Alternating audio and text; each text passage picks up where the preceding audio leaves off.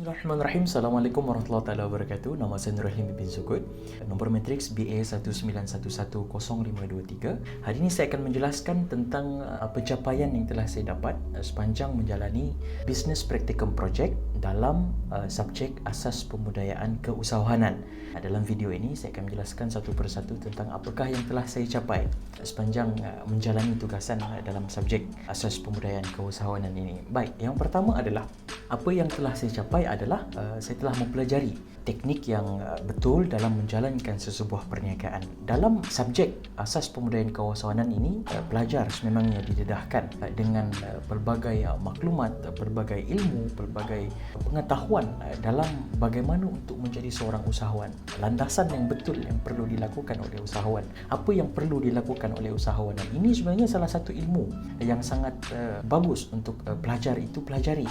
Jadi dalam subjek ini pensyarah sememangnya memberikan tunjuk ajar. Pada saya sendiri, apa yang saya telah capai adalah sebagai seorang yang menjalankan perniagaan juga dalam mengeluarkan produk dan menjualkannya kepada pelanggan, apa yang telah saya pelajari dalam subjek asas pembudayaan keusahawanan ini dan juga subjek Business Practicum Project itu sendiri, saya melihat sebenarnya ilmu itu boleh saya aplikasikan dalam perniagaan saya sendiri ataupun dalam kehidupan saya sendiri.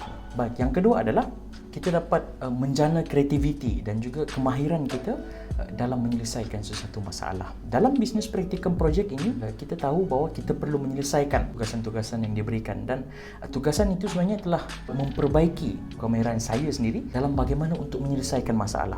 Bagaimana untuk kita mencari pelanggan dalam waktu PKP, bagaimana untuk kita menjalankan perniagaan di sewaktu kita terpaksa duduk di rumah, bagaimana untuk kita memasarkan produk kita di saat kita tidak mampu untuk bergerak face to face, berdepan dengan pelanggan. Jadi dalam ini kita pelajar itu, saya sendiri terpaksa berfikir bagaimana untuk menyelesaikan masalah ini, dan ini adalah salah satu kemahiran yang saya rasa sangat bagus yang telah saya capai disebabkan kita dapat menyelesaikan tugasan itu dengan baik walaupun sebenarnya kita terpaksa duduk di rumah.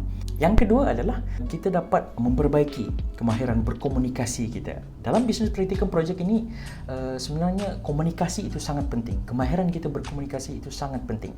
Misalnya sewaktu kita menjalankan perbincangan, meeting dalam ahli kumpulan, kita terpaksa berkomunikasi bagaimana untuk menyelesaikan masalah, bagaimana kita untuk memainkan peranan yang betul dalam menjalankan tanggungjawab dalam ahli kumpulan masing-masing. Ini sebenarnya memerlukan kemahiran komunikasi yang sangat baik. Jadi saya melihat sebenarnya dalam Business Practicum Project ini sebenarnya kemahiran komunikasi itu telah saya capai dan kita dapat menaik taraf kemahiran kita berkomunikasi dengan lebih baik sebab kita terpaksa duduk di dalam satu organisasi kita sendiri, kita menjalankan produk kita, menjualkan produk kita, kita memegang role dalam ahli kumpulan kita sebagai seorang ahli bisnes. Jadi komunikasi itu adalah sangat penting. Misalnya bagaimana kita berkomunikasi dengan pelanggan, bersoal jawab dengan pelanggan, ini memerlukan komunikasi yang sangat baik. Yang kedua adalah saya dapat lebih mahir dalam menggunakan media sosial sebagai platform untuk saya menjalankan perniagaan. Melihat kepada situasi kita sekarang, social media adalah salah satu platform yang perlu kita guna pakai dengan sebaik mungkin. Jadi kalau kita tidak tahu menggunakan social media dengan baik, maka kita tidak dapat menggunakan manfaat social media itu dalam pemasaran produk kita.